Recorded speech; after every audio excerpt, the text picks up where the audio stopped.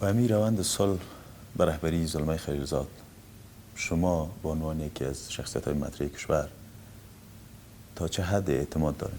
من زیاد اعتماد ندارم به چند دلیل. اولی که ما بعد از اشتباهات گذشته خود آموخته باشیم.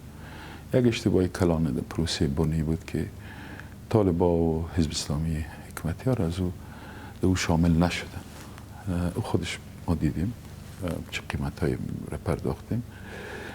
در صلح فعلی تا جایی که فعلا دیده میشه این اشتباه با یک وسط بیشتر تکرار میشه. حکومت افغانستان، دولت افغانستان، مردم افغانستان تا بالای این پروسه شامل نشدن. یکی.